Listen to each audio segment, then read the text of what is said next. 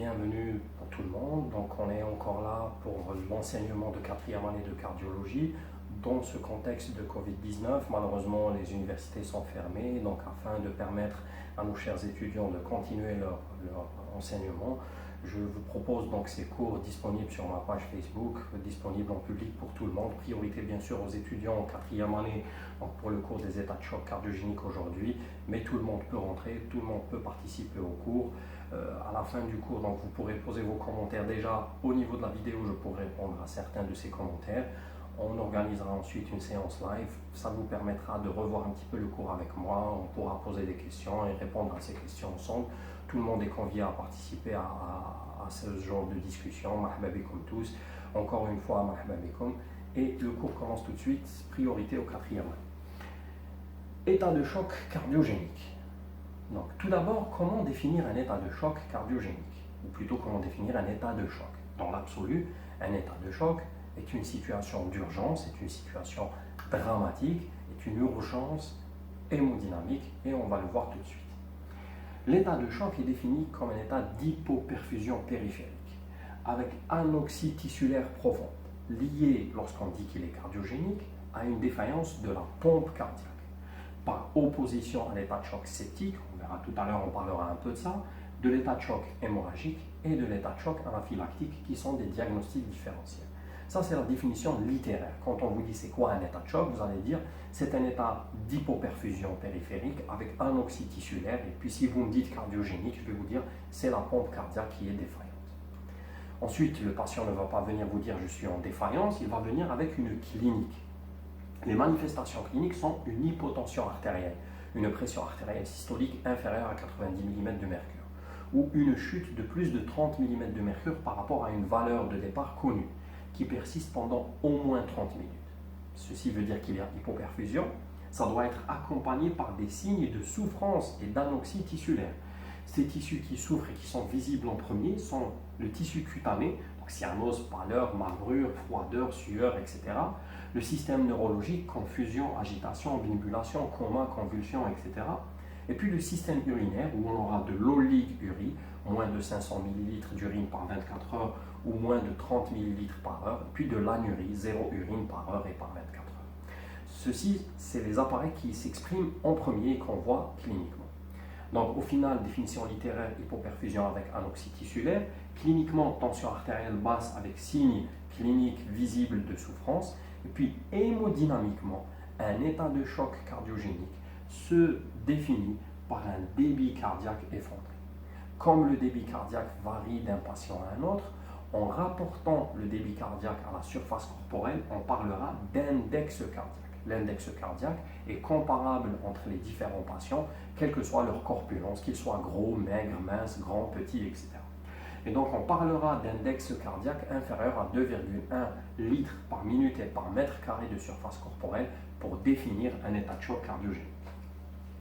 Cette baisse du débit cardiaque sera accompagnée par une élévation de la pression d'amont et une élévation des résistances d'aval. Si on regardait ce système circulatoire, on a un tuyau qui arrive, au milieu on place une pompe, la pompe récupère de l'eau et l'injecte à ce niveau-là, donc au final c'est le cœur, la circulation pulmonaire et l'aorte.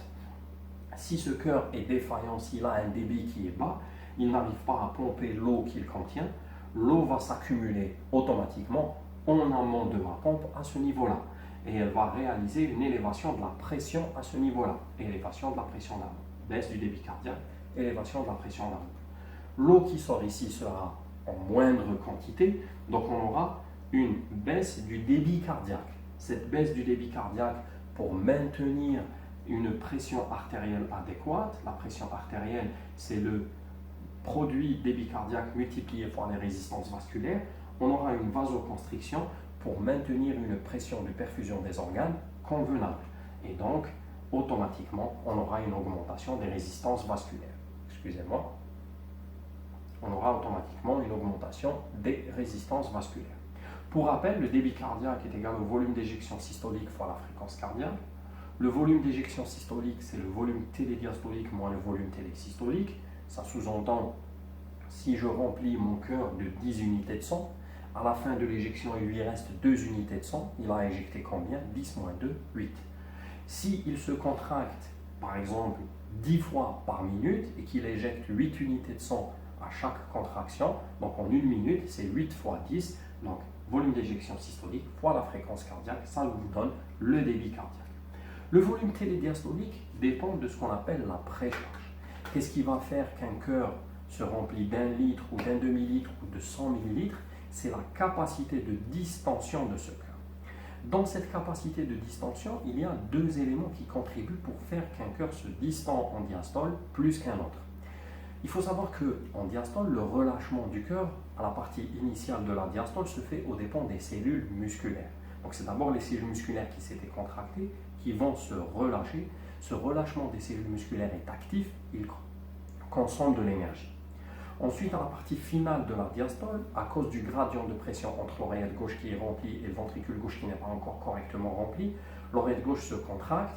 Il y aura ce qu'on appelle une distension supplémentaire qui se fait aux dépens des fibres élastiques et à ce moment-là, elle est passive, elle ne consomme pas d'énergie. Donc la partie initiale de la diastole est active, aux dépens du relâchement des cellules musculaires. La partie finale de la diastole est passive, elle se fait aux dépens de la distension de l'élastique qui est contenue au niveau du myocarde. Donc au final, cette fameuse distension, qu'elle soit liée à la fibre élastique ou liée à la fibre musculaire, conditionne la précharge et conditionne le volume que va proposer le ventricule pour le remplissage. C'est ce qu'on appelle la précharge. Le volume télésystolique, qu'est-ce qui va faire que le cœur, à la fin de sa contraction, il lui reste peu ou beaucoup de sang, dépend de deux éléments. Il dépend d'abord de la force de contraction du cœur, qu'on appelle la contractilité tout bêtement. Mais il dépend aussi de la post-charge. La post-charge, c'est l'ensemble des résistances qui s'opposent à l'éjection du cœur. Donc si le cœur pousse et qu'il y a une force à l'intérieur de l'aorte qui s'oppose à la poussée du cœur, plus le cœur est fort, plus il arrivera à faire sortir du sang, plus cette force externe au cœur est puissante, plus elle empêchera le cœur d'éjecter. Et donc au final, le débit cardiaque dépend de 4 éléments, ceux qui sont en rouge sur la diapositive: la fréquence cardiaque, la précharge, la post-charge et la contractilité. Et on va voir dans la physiopathologie d'un état de choc cardiogénique qui peut se créer, donc ce fameux état de choc cardiogénique peut se créer lorsque un de ces 4 éléments sera modifié. Donc il y a au final 4 mécanismes physiopathologiques à la création d'un état de choc cardiogénique et on va commencer par les anomalies de la précharge. En cas d'élévation de la précharge, et on va le voir tout de suite, ça peut créer un état de choc cardiogénique. Il s'agit des insuffisances valvulaires aiguës, qu'elles soient insuffisance aortique ou mitrale aiguë, et j'insiste sur ce terme aigu, ainsi que les chintes gauche-droit aiguës, par perforation par exemple du septum interventriculaire. Ces signes-là, ou plutôt ces situations-là, vont créer un état de choc cardiogénique. On verra aussi que la diminution de la précharge va créer une baisse du débit cardiaque et va créer un état de choc cardiogénique. Cette diminution de la précharge va se faire soit aux dépens de la fibre musculaire ou aux dépens de la fibre élastique. Si la fibre musculaire est défaillante, elle ne se relâche pas très bien. Si elle ne se relâche pas très bien, elle va créer une baisse de la précharge, une baisse du volume que le cœur propose au remplissage et donc par conséquent une baisse du débit cardiaque. Cette baisse de la précharge peut être liée, ou plutôt cette anomalie de la fibre musculaire peut être liée à une défaillance de l'oxygénation de la fibre musculaire. On a dit que le relâchement de la fibre musculaire était actif, il consommait de l'énergie et donc il a besoin de combustible, il a besoin d'oxygène. Dans une cardiopathie ischémique, dans un infarctus du myocarde, parce que le myocarde est privé d'oxygène, certes il ne se contracte pas très bien, mais aussi le fait qu'il n'a pas d'oxygène, les cellules musculaires ne se relâchent pas très bien. Et donc il y a un défaut de distensibilité des fibres musculaires qui va altérer la précharge. La cardiomyopathie hypertrophique, qui est une maladie génétique où il y a une hypertrophie du ventricule, cette hypertrophie est liée à un défaut de relâchement des fibres musculaires. Ce défaut de relâchement va créer l'épaississement, mais va créer surtout la baisse de la précharge et va créer la gêne et la restriction du volume à remplir au niveau du ventricule gauche. Les cardiomyopathies restrictives, où il y a une infiltration d'une substance quelconque, ça peut être des lipides dans la sphingolipidose, ça peut être du fer dans les hémochromatoses, etc. L'ensemble de ces substances qui infiltrent le myocarde fragmentent les fibres élastiques, leur font perdre leur élasticité et donc vont faire diminuer cette fameuse précharge par atteinte même du myocarde. Donc cette baisse de la précharge peut être intrinsèque au myocarde, c'est-à-dire c'est le myocarde qui est anormal, soit dans sa fibre musculaire ou dans sa fibre élastique. Ce myocarde peut être aussi normal, mais il y a une anomalie extrinsèque, c'est-à-dire externe au cœur qui reste toujours cardiaque et qui empêche la distension du cœur. Il s'agit du péricarde et il s'agit de la tamponade. La tamponade, par définition, est un épanchement péricardique de constitution rapide. Son importance n'est pas incluse dans la définition d'une tamponade. On peut avoir un épanchement de petite abondance, mais qui se constitue tellement rapidement qu'il va comprimer les cavités cardiaques et il va donner une tamponade, comme on peut avoir un épanchement de grande abondance, mais qui a eu tout le temps de se constituer. Il a donné le temps aux cavités cardiaques de s'adapter à cette compression et il ne donnera pas de tamponade. Donc la tamponade ne dépend pas de l'abondance de l'épanchement, mais plutôt de sa rapidité de constitution. Donc c'est un épanchement péricardique de constitution tellement rapide qu'il va comprimer les cavités cardiaques. Même si la fibre musculaire est normale, la fibre élastique est normale, il y a quelque chose à l'extérieur qui la comprime, qui l'empêche de se distendre et de prendre du volume pour pouvoir se remplir. On va voir sur un schéma d'abord l'élévation de la précharge. Je vous propose ce cœur expérimental. Ce cœur se remplit de 10 unités de sang, comme vous pouvez le voir ici. En se contractant, il va éjecter ces fameuses 10 unités de sang. En créant une insuffisance mitrale aiguë, c'est-à-dire que brutalement on va perforer l'orifice mitral, on laisse le cœur se remplir de 10 unités de sang. Au moment où le ventricule gauche se contracte, il trouvera deux orifices d'éjection. Un orifice qui est la valve aortique avec les fameuses résistances vasculaires. Le deuxième orifice, c'est l'oreillette gauche qui est à basse pression. Donc le ventricule gauche aura plus de facilité à faire refouler le sang dans cette oreillette gauche que de le faire passer dans l'aorte. Par exemple, 2 unités de sang seulement passeront dans l'aorte, on a une baisse du débit cardiaque. Pour maintenir une pression artérielle, il faut une vasoconstriction, élévation des résistances d'aval. Ici, il y a 8 unités de sang qui ont refoulé. C'est aigu, l'oreillette gauche n'a pas eu le temps de se dilater. Si elle n'a pas eu le temps de se dilater, la circulation pulmonaire ne peut lui donner que 2 unités de sang. Et donc la circulation pulmonaire gardera du sang à l'intérieur, auquel se rajoutera le sang poussé par le ventricule droit. On aura une élévation de la pression d'amont. Parce que l'oreillette gauche n'est pas dilatée, elle contient du sang qui est revenu par le ventricule gauche. La circulation pulmonaire ne peut plus se vidanger complètement dans l'oreillette gauche. Donc elle va donner quelques unités de sang pour compléter le remplissage de l'auger qui n'est pas dilaté, et le reste du sang stagnera dans la circulation pulmonaire, auquel on rajoutera le sang poussé par le ventricule droit. On aura une élévation de la pression d'amont. Baisse du débit cardiaque, augmentation des résistances d'aval et augmentation de la pression d'amont. Une insuffisance mitrale aiguë vient de donner un état de choc cardiogénique par sa définition hémodynamique. Ensuite, si on reprend notre cœur expérimental, cette fois-ci, on lui perfore la valve aortique. On va créer une insuffisance aortique aiguë. Aiguë, ça veut dire que le ventricule gauche n'a pas eu le temps de s'adapter, n'a pas eu le temps de se dilater. L'élastique de l'aorte se distend au moment de l'éjection, il va contenir les 10 unités de sang expérimentales, et puis au moment où l'élastique aortique revient à sa place, il pourra pousser le sang soit dans les différentes artères qui ont une certaine résistance, soit le faire refouler dans un ventricule gauche qui est complètement aplati et qui est en train de se relâcher. En théorie, c'est la relaxation isovolumétrique, et donc on a l'impression que le ventricule gauche est en train d'aspirer du sang à travers l'orifice aortique. Le sang sera happé, aspiré dans le ventricule gauche, 8 unités de sang refoulent dans le ventricule gauche, 2 seulement resteront dans l'aorte. Baisse du débit cardiaque, vasoconstriction pour maintenir une pression de perfusion normale, donc augmentation des résistances d'aval. 8 unités de sang dans un ventricule gauche non dilaté parce que l'insuffisance aortique est aiguë, l'oreillette gauche ne pourra lui donner que 2. Elle va garder 8. La circulation pulmonaire ne pourra donner que 2. Elle gardera 8 unités de sang, auxquelles se rajouteront les 10 unités de sang poussées par le ventricule droit. On aura une augmentation de la pression d'amont. Baisse du débit cardiaque, augmentation des résistances d'aval et augmentation de la pression d'amont. Une insuffisance aortique aiguë vient de donner un état de choc par sa définition hémodynamique. Ensuite, un shunt gauche-droit aigu. On prend un cœur expérimental, on réalise une perforation brutale aiguë du septum interventriculaire. Au moment où les deux ventricules se contractent, le ventricule gauche aura plus de facilité à éjecter dans un ventricule droit qui est riche en fibres élastiques et donc qui se distend brutalement, qui se dilate brutalement, que d'éjecter dans une aorte qui donne dans des artères qui ont une certaine résistance. Par exemple, 3 unités de sang passent uniquement dans l'aorte, 7 passeront dans le ventricule droit. Baisse du débit cardiaque, Baisse du débit cardiaque, donc vasoconstriction pour maintenir une pression de perfusion des organes adéquate, donc augmentation des résistances navales. 7 unités de sang sont passées dans un ventricule droit riche en fibres élastiques. Il peut se distendre brutalement de façon aiguë. L'oreillette droite se vidangera complètement dans le ventricule droit. Il contiendra 7 plus les 10 que va lui donner l'oreillette droite. Donc il va pousser dans la circulation pulmonaire plus de sang que d'habitude et il va me créer cette fameuse augmentation de la pression d'amont en donnant les 3 manifestations: baisse du débit cardiaque, augmentation des résistances navales, augmentation de la pression d'amont. Un shunt gauche-droit aigu vient de donner un état de choc cardiogénique. Je vais juste vous poser une petite question. Donnez-moi une étiologie de ces valvulopathies aiguës et de ces shunts gauche-droit aigus.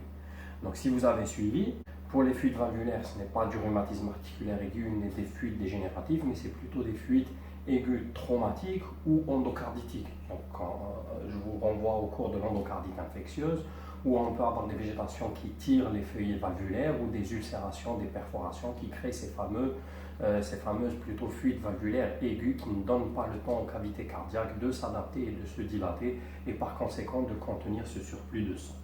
Pour les shunts gauche-droit aigus aussi, ce n'est pas la cardiopathie congénitale qui se fait au fait dès la naissance et même avant, mais c'est plutôt des shunts gauche-droit aigus de façon brutale qui peuvent être traumatiques, mais qui peuvent se voir surtout lors de l'infarctus du myocarde. Lorsque ce septum se nécrose, il peut se perforer brutalement sous le jeu de pression qui existe de part et d'autre, créé par les ventricules, et nous donner ces fameux shunts gauche-droit aigus comme complication mécanique de l'infarctus du myocarde.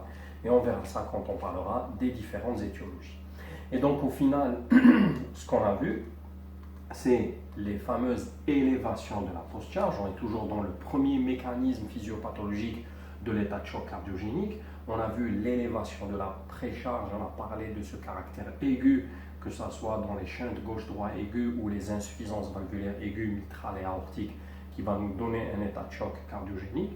On peut avoir aussi un état de choc cardiogénique par la diminution de la précharge qui peut être intrinsèque au myocarde lui-même qui est anormal, soit dans sa fibre musculaire, on a parlé de l'ischémie aiguë, pas d'oxygène, donc pas de relâchement, ou la cardiomyopathie hypertrophique, mais aussi anormal dans sa fibre élastique, comme dans les cardiomyopathies restrictives qui fragmentent la fibre élastique et lui font perdre de sa force élastique.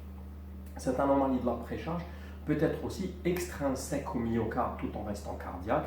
C'est le fameux péricarde et la fameuse tamponade où l'épanchement se constitue tellement vite qu'il va engainer les cavités cardiaques, les empêcher de se distendre et de se remplir. Cette fameuse baisse de la précharge va réduire le volume que propose le ventricule au remplissage, va réduire donc le volume télédiastolique et réduit par conséquent le volume d'éjection systolique et le débit cardiaque, créant ainsi un état de choc cardiogénique.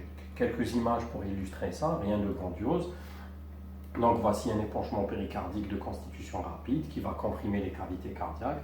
Vous avez ici une cardiomyopathie hypertrophique comparée à un cœur normal. Vous voyez que l'hypertrophie se fait aux dépens de la lumière. En plus, il y a un défaut de relâchement, donc ça fait baisser le volume à remplir que propose le cœur dans cette situation par rapport à la situation normale.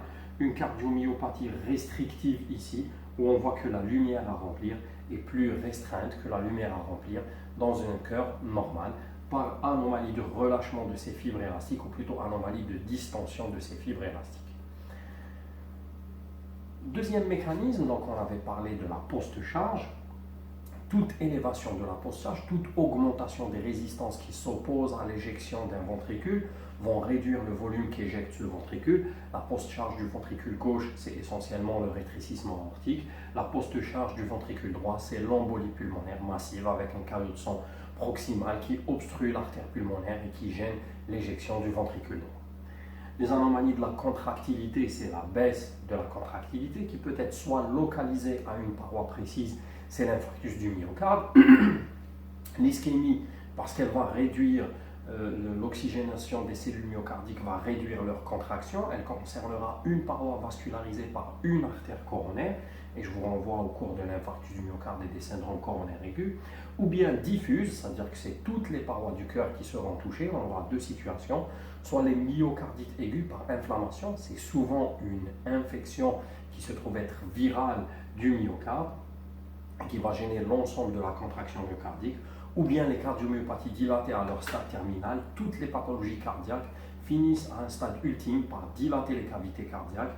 Pour pouvoir se dilater, les fibres musculaires du ventricule s'éloignent les unes des autres. L'espace qui se crée entre ces fibres musculaires, les cellules musculaires cardiaques, vous savez qu'elles ne se régénèrent pas. L'espace qui se crée sera remplacé par du tissu interstitiel fibrotique non contractile et qui va diminuer de façon globale la contractilité du cœur. Les anomalies de la fréquence cardiaque, donc les bradycardies extrêmes, étant donné que le débit cardiaque est égal au volume d'éjection systolique multiplié fois la fréquence cardiaque, la baisse profonde de la fréquence cardiaque fait baisser le débit cardiaque, mais aussi les tachycardies extrêmes, parce que pour pouvoir s'accélérer, le cœur doit réduire la durée de son repos, réduire la durée de sa diastole et par conséquent réduire la durée de son remplissage. Les tachycardies extrêmes, comme les bradycardies extrêmes, diminuent le débit cardiaque et créent un état de choc cardiogénique. Donc voici quelques images. Vous avez un rétrécissement aortique valvulaire, vous avez une embolie pulmonaire qui est relativement proche du tronc de l'artère pulmonaire et une cardiomyopathie dilatée où on a vraiment du mal à identifier l'image systolique de l'image diastolique. Le cœur bouge à peine, donc il se contracte vraiment à peine et cette contraction est très peu efficace. Quelles sont les conséquences physiopathologiques de tout ça? Donc, il y a des décharges catécholergiques. Le but de ces décharges catécholergiques, c'est de faire en sorte que le cœur travaille plus vite et plus fort, mais aussi de créer une vasoconstriction dans les territoires splanchniques, on va dire les territoires que le corps juge négligeables, pour garder le peu de débit cardiaque vers les organes nobles qui sont essentiellement le cerveau et le cœur. Et au fait, cette vasoconstriction, on va voir ce qui va se passer dans un territoire de peau, dans un segment de peau, où on a une artériole, une vénule reliées par un réseau de capillaires. Donc les capillaires, pour rappel, contiennent des cellules endothéliales qui reposent sur une membrane basale. Selon l'organe où on est, cette membrane basale peut être présente, fragmentée ou absente. Et il n'y a surtout pas de musculature dans les capillaires. Par contre, dans les artérioles et les vénules, il y a des cellules musculaires. Donc les artérioles et les vénules sont capables de vasomotricité, sont capables de bouger. Donc, lorsqu'il y a des décharges catécholergiques, dans un segment de peau par exemple, on aura de la vasoconstriction. Cette vasoconstriction peut se faire de trois façons différentes. Soit l'artériole se ferme en premier, la vénule se ferme en second, soit l'artériole et la vénule se ferment au même moment, soit la vénule se ferme en premier et l'artériole va la rejoindre par la suite. Et on va voir ce qui se passe dans ces trois situations. Si j'ai d'abord l'artériole qui se ferme, les capillaires se vident, ensuite la vénule se ferme. On arrivera à un moment où le réseau capillaire contient très peu de sang. La peau qui on regarde va apparaître sous forme pâle, donc elle est exsangue, il n'y a pas de sang à l'intérieur. Si j'ai ma vénule qui se ferme avant l'artériole, ou que j'ai les deux qui se ferment au même moment, à l'intérieur du capillaire, il persistera du sang. Beaucoup de sang lorsque la vénule se ferme en premier, les capillaires se remplissent, puis l'artériole se ferme. Quantité moyenne de sang lorsque les deux se ferment au même moment. Qu'est-ce qui va se passer au niveau de ce sang? La peau va prendre de l'oxygène et elle va donner du CO2. Elle va encore puiser de l'oxygène, donner du CO2. Et puis à un moment donné, il n'y aura plus d'oxygène à prendre et elle continuera à mettre du CO2 dans ce sang qui est à l'intérieur des capillaires. Ce sang sera riche en CO2 et ce sang qui est riche en CO2 donnera une cyanose par une élévation du taux de carboxyhémoglobine. Et donc l'intensité de cette cyanose variera selon la quantité de sang qui reste emprisonné au niveau des capillaires. Donc quand les deux se ferment au même moment, la quantité de sang emprisonné est moyenne, donc la cyanose ne sera pas très intense. Et quand la vénule se ferme avant l'artériole, la cyanose sera très intense. Et donc on aura des segments de peau pâles, des segments de peau très cyanosés, des segments de peau moins cyanosés, et ceci s'appelle les marbrures. Donc c'est comme ça que se créent les marbrures, c'est comme ça que va se créer le fameux refroidissement des extrémités, etc. En plus du fait que ce phénomène soit beau et nous explique les marbrures, malheureusement ce phénomène, en emprisonnant du sang en périphérie, il va réduire encore le débit cardiaque, parce que ce sang qui reste emprisonné dans les milliers et milliers de capillaires qu'il y a dans la peau a été retiré d'un débit cardiaque qui à la base est mauvais. Et donc ce phénomène de vasoconstriction, par la spoliation, par le vol sanguin, par l'emprisonnement sanguin qu'il crée en périphérie, va aggraver l'altération du débit cardiaque et va aggraver la chute du débit cardiaque et l'état de choc et va aggraver la situation. Voici un phénomène compensateur qui finit à la longue par altérer la situation et aggraver l'état de choc cardiogénique. Au final, un état de choc cardiogénique est une urgence de diagnostic positif et différentiel. Il faut être sûr qu'on est en face d'un état de choc et pas d'un malaise, et que c'est un état de choc cardiogénique et pas septique, anaphylactique, hémorragique. Ensuite, c'est une urgence de prise en charge, c'est-à-dire qu'il faut commencer à prendre en charge rapidement le patient. Il faut rechercher l'étiologie et prendre en charge l'étiologie en urgence. C'est une situation d'extrême urgence. Diagnostic positif et différentiel. Tout d'abord, déjà à l'inspection du patient. Le patient rentre, il est rarement seul, souvent il est accompagné, il est agité, obnubulé, marbré, cyanosé, couvert de sueur. Donc j'ai déjà les signes d'hypoxie et d'anoxie tissulaire qui sautent aux yeux. En l'examinant, j'ai une tension artérielle qui est basse, parfois imprenable, le pouls qui est filant, qui est parfois imprenable. Et à ce moment-là, je confirme mon tableau d'état de choc. Il ne s'agit pas d'un vertige, il ne s'agit pas d'une hypotension banale, mais c'est un état de choc. J'ai une tension artérielle basse qui persiste dans le temps et qui est accompagnée de souffrances tissulaires. Très rapidement, je vais essayer de rechercher l'étiologie par un interrogatoire précis, rapide et un examen clinique précis et rapide. Je vais commencer par la cause septique.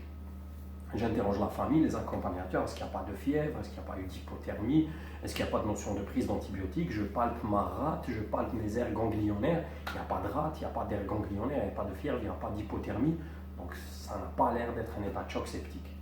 Je pense à l'état de choc hémorragique, une hémorragie interne, donc je palpe la souplesse de l'abdomen, j'interroge par rapport à une hémorragie extériorisée par voie haute ou par voie basse, gynécologique ou digestive. S'il n'y a pas d'extériorisation sanguine, s'il n'y a pas d'hémorragie interne, j'élimine a priori un état de choc hémorragique. J'interroge sur une éventuelle utilisation d'antibiotiques, d'injections, travail dans les champs, piqûres d'abeilles, de guêpes, de mousse, de guêpes, de scorpions, d'allergies particulières à un produit quelconque. On me dit non, il n'a pas travaillé dans les champs, il n'a pas été piqué. J'ai examiné les zones découvertes et il n'y a pas a priori de piqûre, donc j'ai éliminé un état de choc anaphylactique. Il ne me reste a priori que l'état de choc cardiogénique. Et donc ce diagnostic positif et ce diagnostic différentiel doivent se faire rapidement sur un examen précis, minutieux, où on va aller chercher des points bien précis. Un, pour confirmer l'état de choc, et deux, pour essayer de se repérer, s'agit-il d'un état de choc cardiogénique, le thème du cours, ou d'un état de choc autre que cardiogénique. Ensuite, prendre en charge en urgence. Comment on va prendre en charge en urgence ce patient? Tout d'abord, il faut mettre des voies d'abord. Le patient est hospitalisé, on va mettre des voies d'abord. L'idéal, c'est la voie d'abord centrale, la jugulaire interne, la sous-clavière, la fémorale. Ce sont des voies qui restent ouvertes, même chez un patient qui est en état de choc, même chez un patient qui est en train de collaber, de fermer ses veines et vénules. Si on ne sait pas le faire, il faut prendre des voies périphériques de gros calibre. On démarrera une oxygénothérapie, un monitoring strict invasif ou pas. La pression veineuse centrale, la pression artérielle, la diurèse, l'examen neurologique, la tension artérielle, tout ça doit être surveillé chez notre patient. On réalisera un remplissage rare et prudent, par plutôt des colloïdes que des cristalloïdes, dans deux situations qu'on verra tout à l'heure. Sinon, vous avez vu la pompe de tout à l'heure, il faut éviter d'aggraver l'inondation et la surcharge de la pompe. Il y a deux situations où on va remplir et on va les revoir ensemble. Ensuite, on fera appel aux drogues vasoactives. Les drogues vasoactives sont les suivantes. La dobutamine, qui aura un effet bêta-1 adrénergique, plus ou moins bêta-2 adrénergique. La dopamine, selon la dose qu'on utilise, à 3 ou 5 microgrammes par kilo à minute, elle aura plutôt un effet dopaminergique. À des doses un peu plus importantes, 5, 7, voire 10 microgrammes par kilo par minute, elle aura plutôt un effet bêta-1 et bêta-2 adrénergique. À des doses beaucoup plus élevées, 15 microgrammes par kilo par minute jusqu'à 20, elle aura plutôt un effet alpha-adrénergique. La noradrénaline, un effet bêta-1 et alpha, et l'adrénaline, un effet bêta-1, bêta-2 et alpha. Et on marque un petit temps d'arrêt à ce niveau-là. On appelle de la localisation des récepteurs adrénergiques. Donc, pour les récepteurs bêta, il y a trois types de récepteurs bêta. Bêta 1, bêta 2 et bêta 3. Les bêta 3, on n'en parle pas parce que ça participe au métabolisme glucidique et lipidique. Ça n'a rien à voir dans l'hémodynamique et donc en général, ils sont exclus des fameuses définitions. Bêta 1, l'organe noble par excellence, c'est le cœur 1. Rappelez-vous, numéro 1, c'est le cœur. Donc le bêta 1, on le trouve dans le cœur. Le bêta 2, on le trouve en périphérie. Les vaisseaux, l'utérus, les bronches, etc. Partout où il y a du muscle lisse. Le alpha est situé là où il y a le bêta 2 et il fera l'effet inverse du bêta 2. Pour se rappeler des récepteurs et de leurs effets, pour le bêta 1, on citera l'exemple du cavalier sur un cheval et qui frappe le cheval pour que le cheval court vite et fort. Donc stimuler un récepteur bêta 1 aura un effet chronotrope positif, fréquence cardiaque. Un effet bathmotrope positif, excitation ventriculaire. Un effet inotrope positif, force de contraction cardiaque. Et un effet dromotrope positif, le dromadaire conduit dans le désert, donc on va améliorer la conduction auriculo-ventriculaire. Si je stimule un récepteur bêta 1, je vais accélérer la fréquence sinusale, chronotrope, je vais augmenter la force de contraction ventriculaire, inotrope, je vais améliorer la conduction auriculo-ventriculaire, dromotrope, et je vais augmenter l'excitabilité ventriculaire, je peux même créer des extrasystoles ventriculaires, bathmotrope positif. Si je stimule un récepteur bêta 2, vous connaissez au moins un patient qui stimule régulièrement ces récepteurs bêta 2, c'est l'asthmatique qui utilise des bêta 2 mimétiques. Mimer, c'est-à-dire faire le même effet que. Donc stimuler les récepteurs bêta 2 relâche chez l'asthmatique les muscles lisses bronchiques, relâche chez la femme qui fait une menace d'accouchement prématuré, relâche les muscles lisses utérins en donnant du salbutamol qui est un bêta 2 mimétique. On va relâcher les muscles lisses utérins et on va éviter un accouchement prématuré. Et donc stimuler les récepteurs bêta 2 relâche les muscles lisses, qu'ils soient vasculaires, bronchiques, utérins ou autres. Et puis automatiquement, comme le alpha fait l'effet inverse, stimuler les récepteurs alpha contracte les muscles lisses. Sur la base de ce que je viens de vous dire, dans un état de choc cardiogénique, le problème c'est la pompe cardiaque qui ne pompe pas correctement. Donc l'idéal serait d'agir sur les récepteurs bêta 1 en augmentant la force de pompe. Il ne faut surtout pas stimuler les récepteurs alpha. Je viens de vous parler de cette fameuse vasoconstriction qui emprisonne le sang en périphérie. Et puis, si on peut lever un petit peu cette vasoconstriction en créant une légère vasodilatation en stimulant les bêta 2, c'est agréable. Et donc, l'idéal dans un état de choc cardiogénique, c'est d'agir sur les récepteurs bêta 1, légèrement sur les récepteurs bêta 2, mais surtout pas sur les récepteurs alpha. Laquelle de ces drogues vous propose ça? C'est la dobutamine, qui a un effet essentiellement bêta 1, légèrement bêta 2. Donc, la dobutamine est la drogue de choix du traitement de l'état de choc cardiogénique. Si elle est insuffisante aux doses maximales, on lui associera la dopamine aux doses bêta-adrénergiques pour ne toucher que les récepteurs bêta 1 et bêta 2. C'est les doses intermédiaires ou le dosage intermédiaire. Si on devait juste élargir ce raisonnement aux autres types d'états de choc, et on va voir au final qu'est-ce que ça donne, dans un état de choc septique, il y a ce qu'on appelle une vasoplégie, une paralysie complète des vaisseaux, une chute des résistances. Comme on avait dit que la pression artérielle était égale au débit cardiaque multiplié par la résistance, la chute profonde des résistances fait baisser la pression artérielle, même si le débit cardiaque est normal. Et par conséquent, cette vasoplégie va créer un état de choc, va créer une défaillance circulatoire. Cette vasoplégie est liée à la libération de toxines bactériennes qui vont agresser l'endothélium. L'agression de l'endothélium va libérer du NO qui est un puissant vasodilatateur et qui va créer cette vasoplégie. Si on devait agir sur un état de choc septique, je ne parle pas de septicémie, je ne parle pas d'antibiotiques, mais je parle bien de l'hémodynamique d'un état de choc septique, l'idéal, ce serait de donner une drogue qui augmente les résistances. Donc, ça serait de donner une drogue qui agit sur les récepteurs alpha et surtout pas sur les récepteurs bêta 2. Elle ne doit surtout pas faire chuter les résistances. Et donc, lesquelles des drogues ne touchent surtout pas le bêta 2 mais touchent le alpha.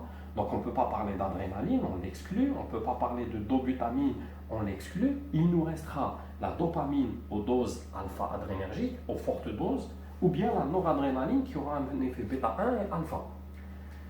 Si on devait revenir à la formule mathématique, je vais essayer de vous la retrouver sur la diapositive, si on devait revenir à la formule mathématique de la pression artérielle, excusez-moi, on est ici, pression artérielle est égale au débit cardiaque fois résistance. Si ce patient qui a un état de choc septique, donc il a une baisse de la pression artérielle par baisse des résistances, si je lui donne la dopamine aux doses alpha, je vais agir sur les récepteurs alpha, je vais créer une vasoconstriction, je vais augmenter les résistances uniquement. Par contre, si je lui donne de la noradrénaline, la noradrénaline a un effet bêta 1 et alpha, je vais créer de la vasoconstriction, mais je vais augmenter aussi le débit cardiaque par l'effet bêta 1. Et donc, je vais agir sur les deux composants de la pression artérielle.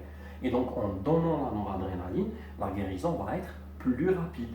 Et donc, en augmentant le débit cardiaque par cet effet bêta 1 et en augmentant les résistances par cet effet alpha, la noradrénaline va m'apporter une résolution du problème et de la situation hémodynamique de façon plus rapide que lorsque j'utilise la dopamine aux doses alpha seule. Et donc la drogue de choix du traitement de l'état de choc septique, c'est la noradrénaline. Si elle est insuffisante, je lui rajouterai la dopamine aux doses alpha-adrénergiques. Si j'élargis mon raisonnement à l'état de choc anaphylactique, dégranulation des mastocytes et basophiles, libération de leur contenu, sérotonine, histamine, bradykinine, neuropeptide C, etc. Qu'est-ce que ça va donner au final?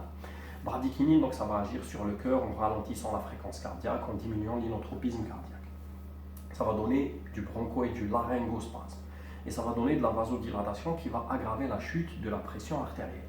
Donc l'idéal, ça serait d'agir sur le cœur en stimulant les récepteurs bêta 1, d'agir sur les vaisseaux qui sont relâchés en stimulant les récepteurs alpha, mais d'agir sur le tractus respiratoire en stimulant les récepteurs bêta 2 pour lever ce bronchospasme et ce laryngospasme.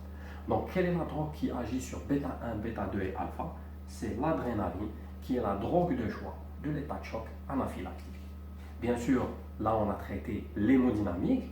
Si on traite un état de choc septique, ça sera, comme on a dit, ça sera noradrénaline plus dopamine aux doses alpha si la noradrénaline est insuffisante, mais la septicémie se traite bien sûr par un traitement antibiotique, bactéricide, aux doses septicémiques, etc. Si on traite un état de choc anaphylactique, ça sera l'adrénaline pour l'état de choc anaphylactique, et puis on donnera des antihistaminiques, des corticoïdes, etc. pour la réaction allergique. Cela va de soi. Si c'est un état de choc hémorragique, clairement, ça sera le remplissage, ça sera plutôt une transfusion par du sang, isogroupe, isorésus, et ça résoudra le problème. Et donc, ce qui nous intéresse, nous, dans l'état de choc cardiogénique, c'est que la drogue de choix, c'est la dobutamine, parce qu'elle a un effet bêta 1 et bêta 2, elle va fouetter le cœur pour qu'il travaille plus vite, plus fort, et elle va relâcher plus ou moins cette vasoconstriction qui emprisonne du sang en périphérie. Si la dobutamine est insuffisante, on lui associera la dopamine aux doses intermédiaires bêta-adrénergiques. Un petit mot par contre sur l'assistance circulatoire. C'est quoi l'assistance circulatoire? Vous trouverez d'énormes papiers sur ça. Ce n'est malheureusement actuellement pas la contrepulsion qui est l'assistance circulatoire de choix. On utilise plutôt l'ECMO, l'Impella, etc. qui sont des assistances vraies. C'est des moteurs qui pompent du sang à la place du cœur. Le ballon de contrepulsion, c'est celui que nous avons dans notre service.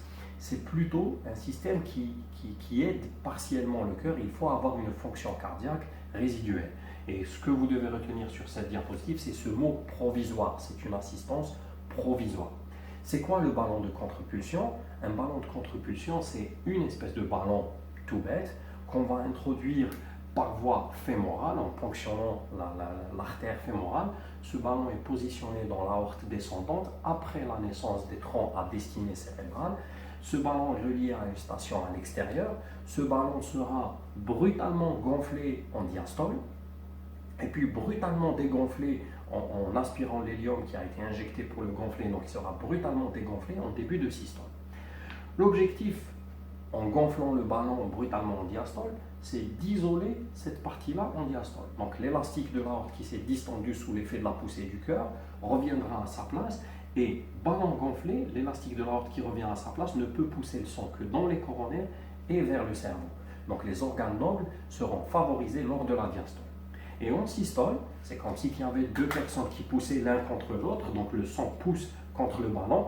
Si une personne disparaît brutalement, l'autre personne va tomber, donc le ballon qui se dégonfle brutalement va faire éjecter brutalement le sang dans l'aorte et il va précipiter, c'est comme de l'inertie qui a été développée dans l'aorte.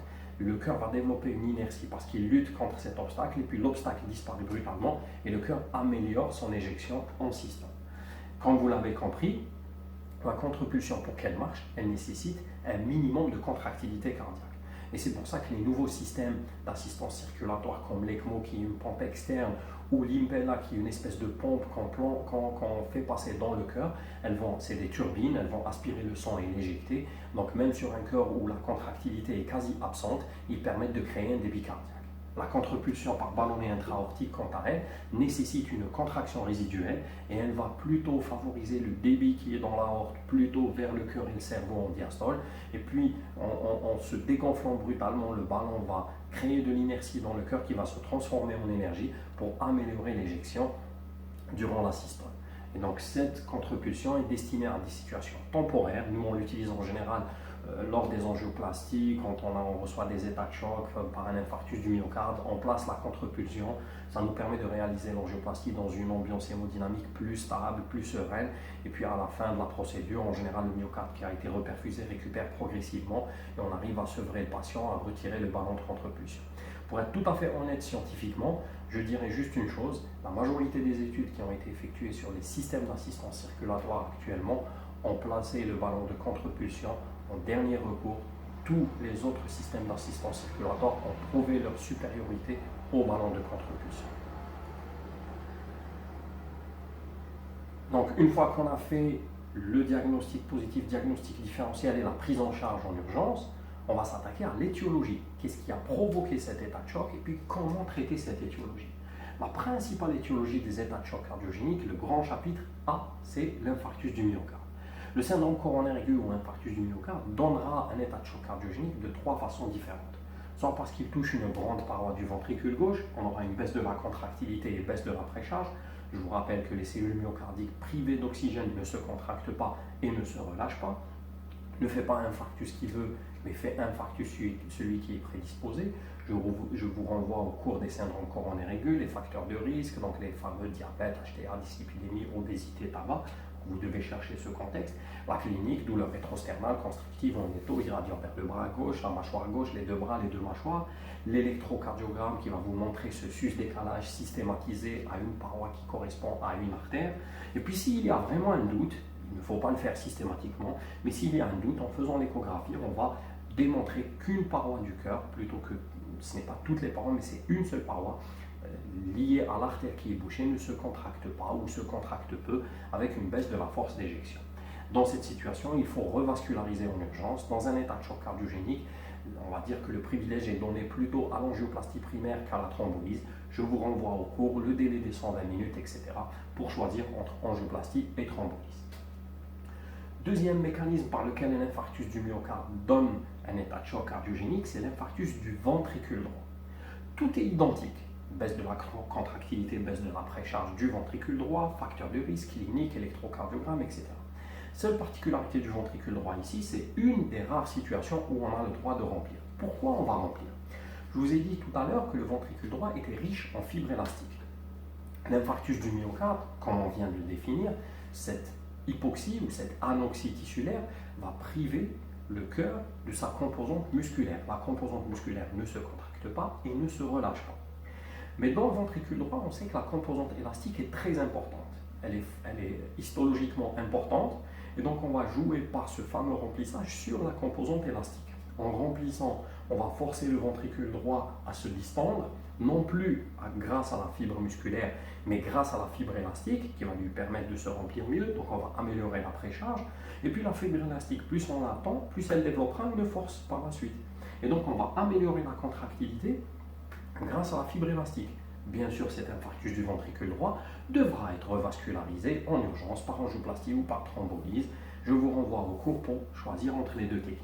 Mais le remplissage dans un infarctus du ventricule droit permet de passer un cap, d'améliorer. Donc si on n'a malheureusement pas de composante musculaire maintenant, on peut jouer dans le ventricule droit sur la composante élastique pour améliorer le remplissage et améliorer l'éjection en attendant de récupérer cette composante musculaire.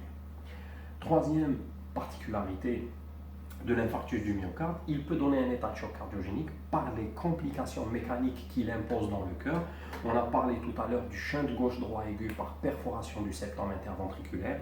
Il peut s'agir d'une insuffisance mitrale aiguë par nécrose ou rupture du pilier de la valve mitrale par un farcissement de ce dernier. Et il peut s'agir d'une rupture de la paroi libre lorsque l'infarctus siège par exemple au niveau de la pointe du ventricule gauche. Celle-ci peut se rompre avec une éruption brutale du sang dans le péricarde.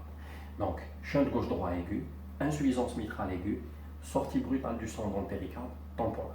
Et donc, voici comment un infarctus du myocarde, par les complications mécaniques, peut donner un état de choc cardiogénique. Ici, la réparation chirurgicale s'impose pour gérer cet état de choc cardiogénique. Deuxième chapitre, c'est la tamponade. La tamponade, on l'avait dit tout à l'heure, c'est une constitution rapide d'un épanchement à l'intérieur du péricarde qui va faire en sorte que la PIP, pression intrapéricardique, devient brutalement supérieure à la PVD, pression du ventricule droit. Le VD va se retrouver collabé par cet épanchement, donc il ne se remplit pas, il ne remplit pas bien le ventricule gauche, création d'une adiastolie et d'un état de choc cardiogénique. Donc, diminution de la précharge, le diagnostic est clinique, vous allez me le dire comment. L'électrocardiogramme va montrer un microvoltage qui est commun à tous les épanchements péricardiques. Le téléthorax va montrer le cœur en carafe avec effacement des différents bords du cœur.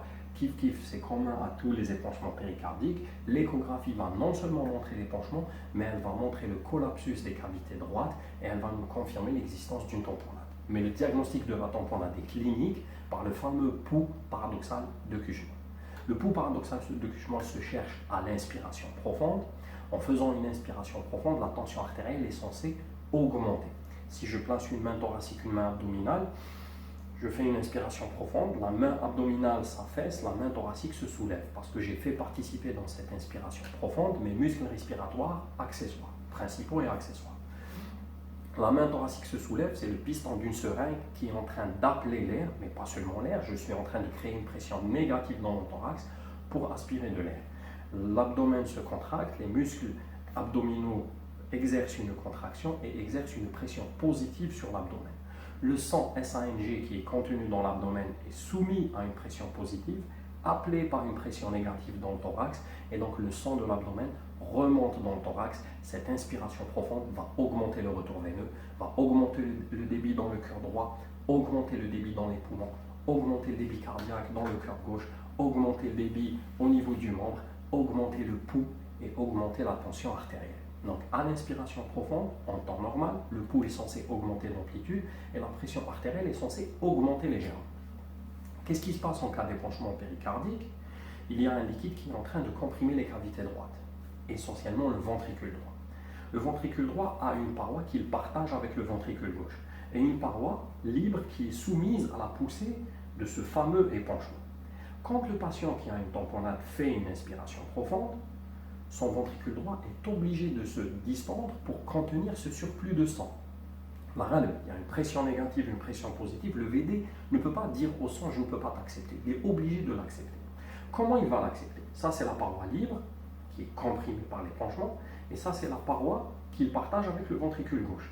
Il ne peut pas se distendre aux dépens de sa paroi libre parce qu'il y a l'épanchement qui pousse et donc ce ventricule droit va se distendre aux dépens du ventricule gauche. Le ventricule gauche qui est à côté va voir sa lumière restreinte parce que le septum est poussé du côté gauche à cause de cette inspiration profonde qui ramène obligatoirement le sang dans le VD. Le VD ayant la paroi libre comprimée par l'épanchement, il ne peut se remplir qu'aux dépens du septum interventriculaire. Donc chez le patient qui a une tamponade, l'inspiration profonde réduit la lumière du ventricule gauche, réduit le débit gauche, réduit le pouls et réduit la tension artérielle. D'où le paradoxe, et c'est ça le pouls paradoxal de Kussmaul. Donc le pouls paradoxal de Kussmaul, c'est une baisse de la pression artérielle lors de l'inspiration profonde de plus de 10 ou de 20 mm de mercure. Et donc le diagnostic de la tamponade est clinique, sinon l'échographie va montrer l'épanchement et elle va montrer le collapsus des cavités droites. Qu'est-ce qu'il faut faire? Donc face à un épanchement péricardique ou plutôt face à une tamponade, il faut aller ponctionner ce liquide péricardique. Comment se fait la ponction? Donc on prend un trocar, donc une seringue montée sur un trocar, on ponctionne le plus souvent sous l'appendice xiphoïde, on vise le moignon de l'épaule gauche, la seringue doit réaliser un angle de 45 degrés par rapport au corps du patient, on rentre en inspirant, dès qu'on franchit le péricarde, le liquide vient dans la seringue et on retire cet épanchement. Parfois, il nous arrive de ponctionner ailleurs, en faisant donc la fenêtre sous-xiphoïdienne, il y a des hépatomégalie qui gênent, il nous arrive sous écho, bien sûr, il faut être repéré par l'échographie. Ça, c'est un repère à l'aveugle. Sinon, quand vous avez la chance d'avoir de l'échographie, on peut réaliser des ponctions en transcostale et changer comme on veut l'angle ou le site de ponction selon l'endroit où on est certain de tomber vraiment dans l'épanchement, d'être loin d'une structure parenchymateuse qu'on pourrait blesser. Si on ne sait pas faire la ponction et en attendant de réaliser ou de faire réaliser cette ponction par quelqu'un qui sait le faire, on peut jouer, deuxième situation, sur le remplissage. Pourquoi on peut remplir ici? En remplissant les cavités cardiaques, on va augmenter la pression des cavités cardiaques droites. Je vous avais dit que l'épanchement péricardique, c'était PIP supérieur à PVD. En faisant la ponction, on fait descendre la PIP. Si on ne sait pas faire la ponction, on fait augmenter la PVD par un remplissage. Ce n'est qu'une situation provisoire en attendant de faire arriver mon patient chez quelqu'un qui va pouvoir lui réaliser cette fameuse ponction. Il ne faut surtout pas donner de diurétiques dans cette situation-là. On est tenté parce qu'on a l'impression d'avoir un liquide dans le péricarde, donc dans les diurétiques, on va les faire baisser. Les diurétiques vont baisser la volémie, vont baisser la pression des cavités cardiaques droites et vont massacrer le patient parce que le péricarde ne pourra que collaber plus les cavités droites. Donc, dans cette situation de tamponnade, l'idéal c'est d'aller évacuer l'épanchement en ponctionnant. Si on ne sait pas le faire, remplir le patient et l'adresser ou appeler quelqu'un pour qu'il vienne faire la ponction, mais surtout pas d'hypotenseurs, de diurétiques, etc., qui vont encore faire baisser la pression du ventricule droit. Bien sûr, ensuite, vous cherchez l'étiologie de votre épanchement et puis vous traiterez l'étiologie de l'épanchement pour éviter une récidive. Troisième tableau, c'est les embolies pulmonaires massives. C'est un obstacle à l'éjection du ventricule droit. Il fait élever la poste-charge du ventricule droit. Ce caillot de sang qui s'enclave proximalement va gêner le ventricule droit dans son éjection. Il faut avoir des facteurs de prédisposition. L'immobilisation, c'est les mêmes facteurs que les thromboses veineuses profondes. L'examen clinique va retrouver cette douleur basithoracique, cette dyspnée, parfois des hémoptysies, etc.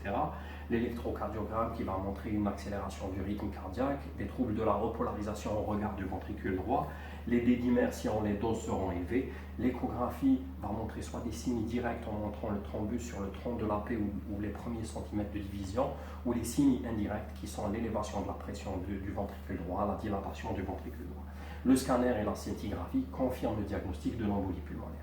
Face à une embolie pulmonaire, massive avec état de choc, on proposera soit une thrombolyse, soit une embolectomie chirurgicale ou interventionnelle. Et donc, il faut retirer ce thrombus le plus vite possible. Ne me faites pas dire ce que je n'ai pas dit. Le traitement de l'embolie pulmonaire, ce n'est pas la thrombolyse ou l'embolectomie chirurgicale. Une embolie pulmonaire simple, son traitement, c'est l'anticoagulation. Sauf que l'anticoagulation sert à fluidifier le sang en attendant que la thrombolyse physiologique détruise le caillot de sang qui est à l'intérieur de l'artère pulmonaire. Ici, on est face à un état de choc, on n'a pas le droit d'attendre la thrombolyse physiologique. Donc il faut détruire le thrombus le plus vite possible, soit par une thrombolyse systémique, soit par une destruction du thrombus chirurgicalement ou par cardiologie interventionnelle. On va fragmenter ce thrombus et faire en sorte qu'on lève l'obstacle à l'éjection du ventricule droit pour lever l'état de choc cardiologique. Quatrième étiologie, c'est les valvulopathies. On avait vu les valvulopathies aiguës qui donnent un état de choc par élévation de la précharge, la sténose valvulaire aortique qui donne un état de choc par élévation de la post-charge, le diagnostic clinique face au souffle que vous avez vu durant vos cours, le téléthorax et l'ECG qui montrent le retentissement cavitaire de ces valvulopathies, l'échographie qui confirme et qui quantifie la valvulopathie ainsi que son retentissement cavitaire et qui vous permet de poser le diagnostic plutôt l'indication opératoire si celle-ci est encore possible. Bien sûr, parfois l'état du patient est tellement incompatible avec la chirurgie que malheureusement on n'a rien à lui proposer si ce n'est un traitement médical pour réduire un petit peu ces signes d'insuffisance cardiaque et puis souvent c'est des valvulopathies plutôt de mauvais pronostic. Ensuite, cinquième tableau, c'est les myocardites aigus et les cardiomyopathies dilatées à leur stade terminal. Elles ont en commun le même mécanisme physiopathologique qui est la baisse diffuse de la contractilité. Donc dans la myocardite aiguë, on a dit que c'était de l'inflammation, c'était le plus souvent viral et donc on va trouver ce fameux syndrome grippal, on va trouver un syndrome inflammatoire biologique. Et puis l'échographie va montrer une altération diffuse de la contractilité. On peut doser la troponine, c'est une agression inflammatoire des cellules myocardiques, donc elle va donner une élévation de la troponine. Souvent c'est un repos, on donne des bêta-bloquants, on peut donner des IEC, et progressivement vous allez voir que l'état hémodynamique du patient s'améliore avec la sortie de cette myocardite. Les bêta-bloquants ne sont pas donnés à la phase aiguë de la myocardite, mais à distance. La cardiomyopathie dilatée à son stade terminal, quant à elle, c'est l'évolution ultime d'une pathologie cardiaque. Donc il faut avoir un passif de cardiopathe. Et puis à la longue, le cœur se dilate, les cellules myocardiques s'éloignent les unes des autres. L'espace qui se crée sera remplacé par de la fibrose non contractile. Le diagnostic sera apporté par l'échographie qui va révéler non seulement la cardiopathie provocatrice, mais qui va révéler cette fameuse dilatation importante du cœur et altération de la force de contraction. Dans ces situations-là, on propose les patients pour des assistances circulatoires et la solution ultime, dans la cardiomyopathie dilatée à son stade terminal, la solution ultime, c'est la transplantation cardiaque si l'état du patient le permet encore. Donc voilà ce que j'avais à vous proposer comme discussion pour les états de choc cardiogéniques. J'espère que le cours a été clair. Comme j'ai l'habitude de vous le proposer dans mes vidéos, donc essayez de mettre en commentaire vos questions. Tout le monde peut et doit participer, donc les externes en quatrième année sont prioritaires comme je le dis, mais sinon les cours sont ouverts à tout le monde. Posez vos questions, vos réflexions, on pourra les discuter ensemble, ça va nous enrichir tous ensemble. Je vous proposerai donc une séance live, je ne sais pas encore quand, mais je vous mettrai ça sur le site. La séance live permettra de poser des questions en direct, de répondre à ces questions. Les lives seront mis donc en public sur ma page Facebook pour être consultés par la suite. Marhaba bikoum à tous, venez, posez vos questions, échangeons et puis ça nous enrichira comme je vous le dis à chaque fois. Encore une fois, dans cette période de Covid, faites attention à vous. Je le dis souvent, votre rôle, c'est d'être de bons médecins, et être de bons médecins, c'est en potassant vos cours, donc faites attention à vous, faites vos cours, essayez de vous accrocher, et j'espère que tout ira bien pour vous et pour vos familles. Bon courage à tous et à très bientôt. Au revoir.